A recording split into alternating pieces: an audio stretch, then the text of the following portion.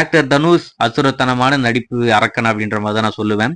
அவருடைய நடிப்பு திறமை அப்படின்றது படத்துக்கு இம்ப்ரூவ் பண்ணிக்கிட்டே இருக்காப்புல. ஒரு படத்துலயும் வேற மாதிரி பின்னி எடுத்துக்கிட்டு இருக்காரு. இன்னொரு பக்கம் டைரக்ஷன்லயுமே சூப்பரா பண்ணிக்கிட்டு இருக்காப்புல. அவருடைய முதல் திரைப்படம் பவர் பாண்டி வெளிவந்து மிகப்பெரிய வெற்றி. அதுக்கடுத்து 2வது திரைப்படம் ராயன். அவருடைய 50வது திரைப்படத்தை அவரே டைரக்ட் பண்ணி அவரே நடிச்சு கொண்டு வந்தாப்புல. அந்த படமும் மிகப்பெரிய வெற்றி பெற்ற ஒரு படமா மாறி இருக்கேன்.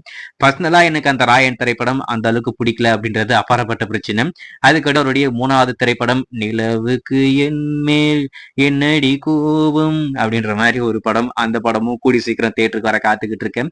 அந்த படத்துடைய முதல் பாடல், அதாவது ஃபர்ஸ்ட் சிங்கிள் கோல்டன் ஸ்பேரோ என் நெஞ்சில யாரோ அப்படின்னு சொல்லிட்டு ரொம்ப ட்ரெண்டிங்கா போய்கிட்டு இருக்கேன்.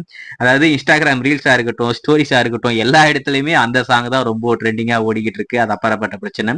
அதுக்கடுத்து அவருடைய 4வது திரைப்படம், அதனுடைய ஒர்க்குமே இப்போதைக்கு பண்ணிக்கிட்டு இருக்காங்க. இந்த படத்துடைய கேஸ்டிங்கே ரொம்ப சூப்பரா, ரொம்பவே பயங்கரமா இருக்குங்க. ஏன்னா இந்த படத்துல இருக்கிற ஒரு ஆக்டரும் இந்த படம் ரொம்ப நல்லா இருக்கும் போலயே அப்படின்ற மாதிரி ஒரு நம்பிக்கையை கொடுக்குற மாதிரி ரொம்ப சூப்பரா இந்த படத்துல கேஸ்டிங் எல்லாமே நம்ம தனுஷ் அவர்கள் உள்ள கொண்டு வந்திருக்காப்ல.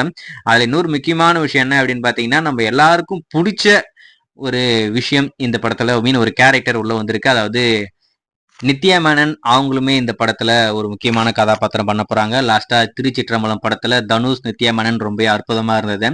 அதுக்கடுத்து நம்ம அருண் விஜய் அவருமே இந்த படத்துல ஒரு முக்கியத்துவம் வாய்ந்த ஒரு கதாபாத்திரம் பண்ண போறாப்ல. அதுக்கடுத்து அசோக் செல்வன், அதுக்கடுத்து பாத்தீங்கன்னா நம்ம பவி டீச்சர், இவங்க எல்லாருமே இந்த படத்துல இருக்காங்க. கேஸ்டிங்குமே இந்த படத்துல ரொம்ப சூப்பரா இருக்கு. கண்டிப்பா நல்லா இருக்கும் அப்படின்ற மாதிரி தான் எதிர்பார்க்கிறேன். வெயிட் பண்ணி பார்ப்போம். அது மட்டும் இல்லாம இந்த படத்துடைய டைட்டில் என்ன அப்படின்னு பாத்தீங்கன்னா இட்லி கடை அப்படின்ற மாதிரி டைட்டில் வச்சிருக்காங்க. டைட்டிலே ரொம்ப டிஃப்ரெண்டா இருக்கு. என்னடா இட்லி கடை அப்படின்ற மாதிரி சொல்றீங்க அப்படின்ற மாதிரி தோணுது. அந்த படத்துடைய டைட்டில் லுக்கை இப்போதைக்கு ரிவீல் பண்ணியிருக்காங்க. படத்தோடைய படப்பிடிப்புமே ஆல்மோஸ்ட் ஆல்ரெடி ஸ்டார்ட் பண்ணிட்டாங்க. கூடிய சீக்கிரம் படத்தோடைய ஒர்க்லாம் முடிச்சு அடுத்த வருடம் இந்த படத்தை தியேட்டர் கொண்டு வராங்க. வெயிட் பண்ணி பார்ப்போம்.